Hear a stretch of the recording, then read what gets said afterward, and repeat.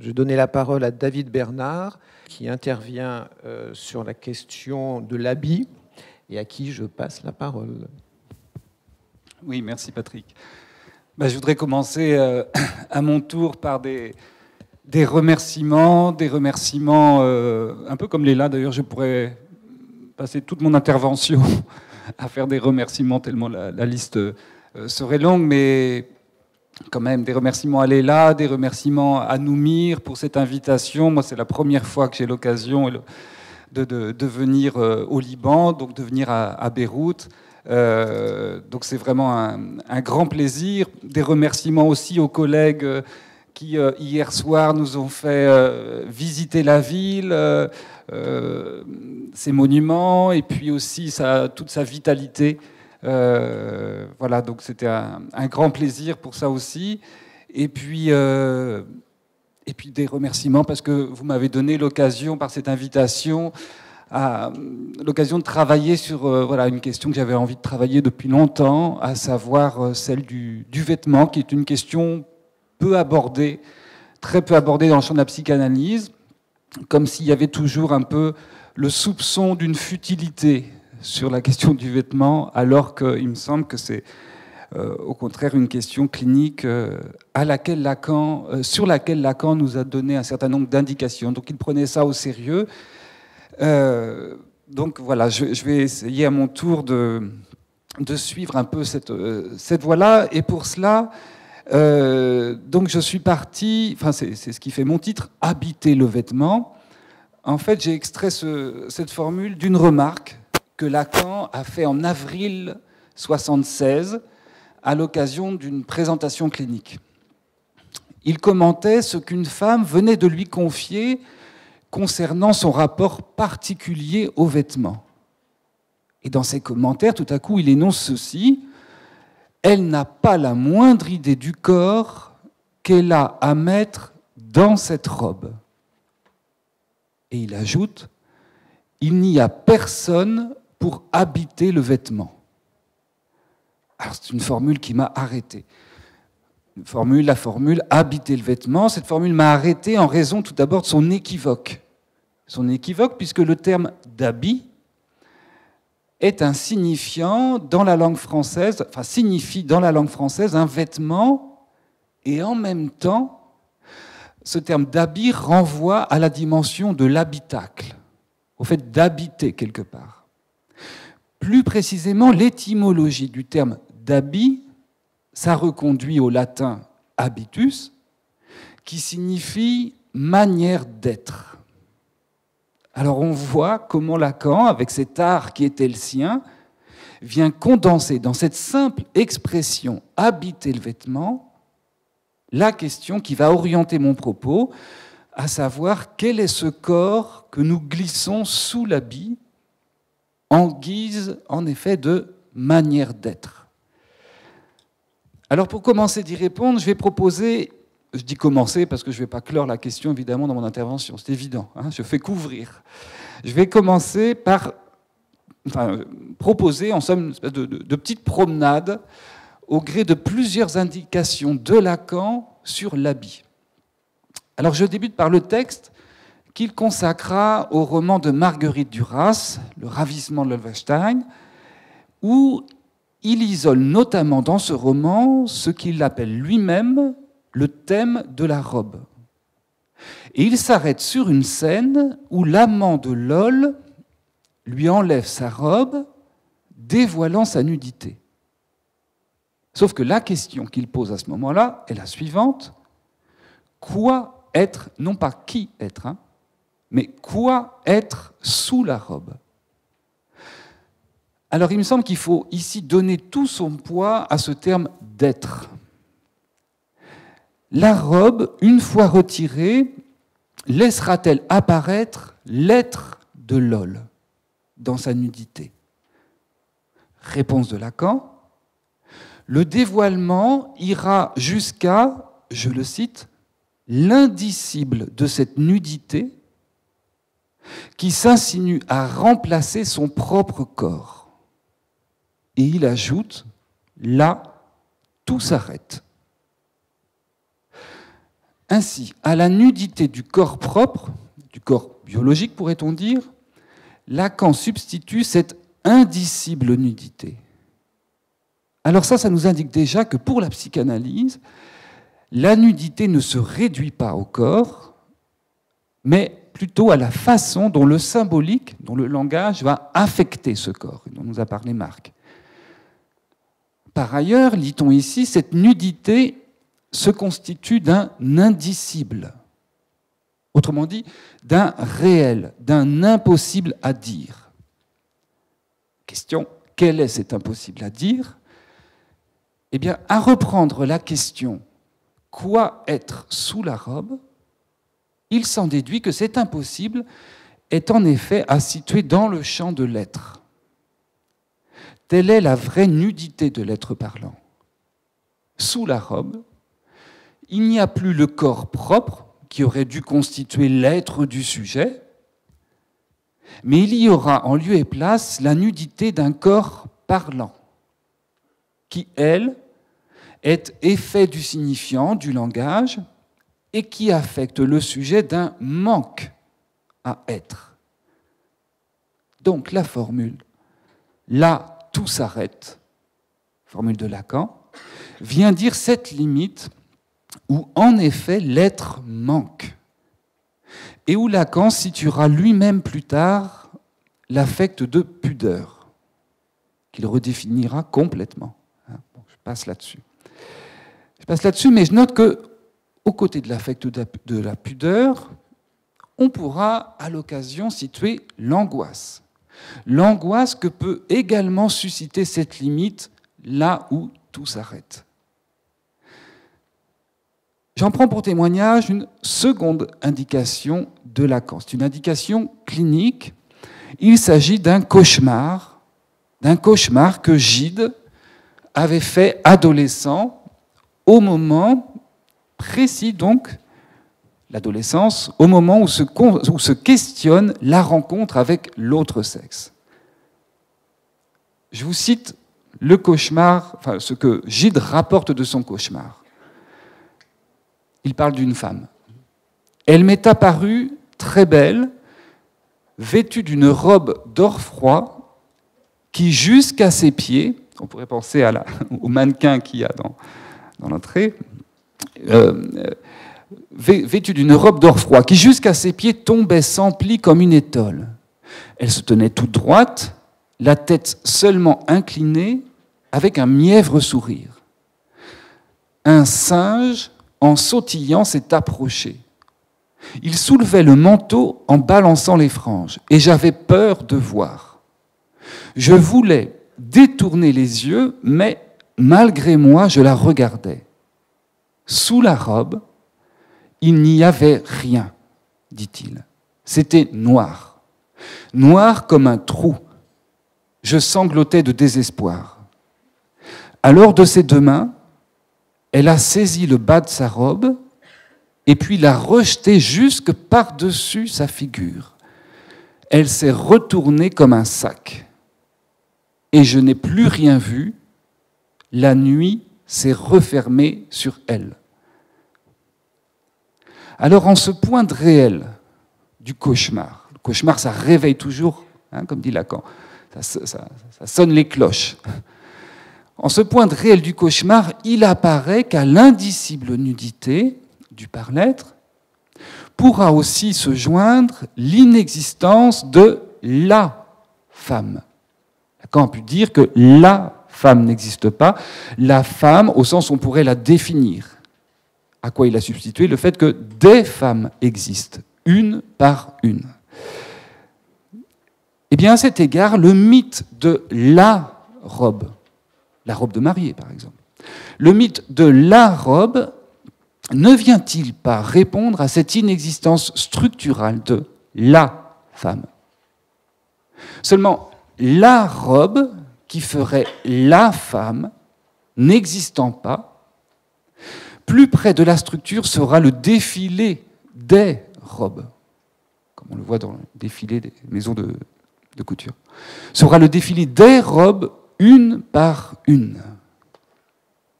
Quant aux hommes, quant aux hommes, toujours en défaut quant à l'homme d'exception, hein, eh bien, nul doute que pour eux, le costume complet 3 pièces, c'est une expression de la langue française pour désigner le costume. Leur costume complet 3 pièces sera supposé plutôt réparer ce qui les afflige d'être hommes, à savoir la castration. Donc, des fonctions différentes du vêtement.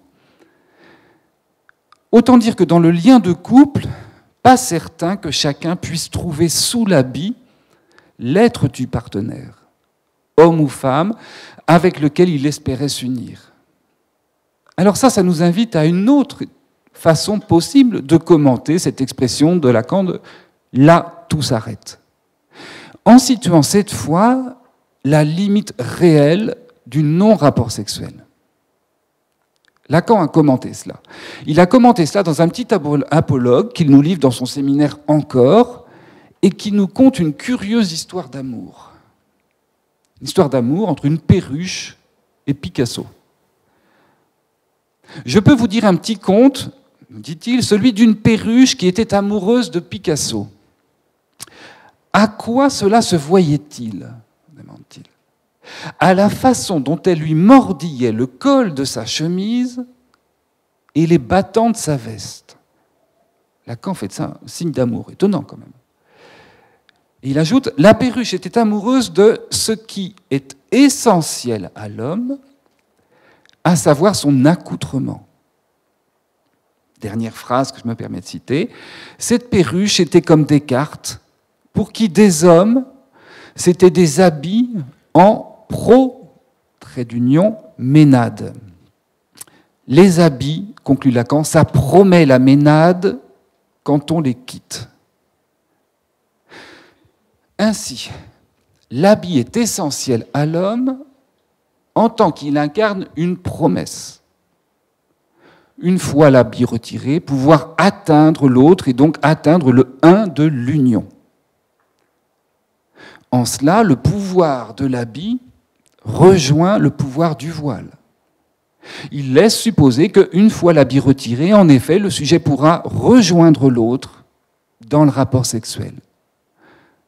Sauf que, dans cet apologue, on voit que la perruche, elle, en reste à mordiller les bords des vêtements de Picasso, entre col de chemise et battant de veste. Ce sont des bords. C'est intéressant aussi. Et c'est intéressant de voir que Lacan retient ça. C'est intéressant pourquoi ? Qu'est-ce que ça nous montre ? Je vous propose la lecture que j'en fais. Il y en a d'autres possibles. Ça nous montre premièrement que la promesse de l'habit ne sera pas tenue. À la façon des ménades, en effet, les ménades, c'était donc ces femmes qui, ivres en permanence, accompagnaient Dionysos. Et bien, à la façon des ménades, en effet, l'habit est un mythe. L'habit est un mythe en tant qu'il promet que sous l'image, il y aurait pour le sujet la possibilité de faire un avec l'autre. Mais ça montre, d'autre part, qu'en lieu et place de cette union espérée, il y aura un autre un qui est le un de l'identification. La perruche mordit les vêtements car elle s'identifie, précise Lacan, à Picasso habillé. En somme, qu'est-ce qu'il nous montre par là, Lacan ? Il nous montre la dimension narcissique de l'amour. L'attachement du sujet à l'image viendra tenter de boucher le trou du non-rapport sexuel, pour substituer au un de l'union le un de l'identification. L'amour est toujours réciproque, notait Lacan, au sens où on aime chez l'autre notre propre image, de même que pour se faire aimer de lui, on le laisse à l'occasion nous revêtir. Enfin, à partir de là, Lacan peut compléter sa thèse. Qu'y a-t-il sous l'habit ? Il y a non seulement le manque à être, cette indicible nudité que j'évoquais, mais il y aura également un reste de jouissance, cet objet petit a qui viendra attacher le sujet à l'image. Cet objet cause de désir constituera alors en lieu et place du corps, dit Lacan, la seule substance possible du sujet. Autrement dit, ce que Lacan va appeler un semblant d'être. Non pas l'être, mais un semblant d'être.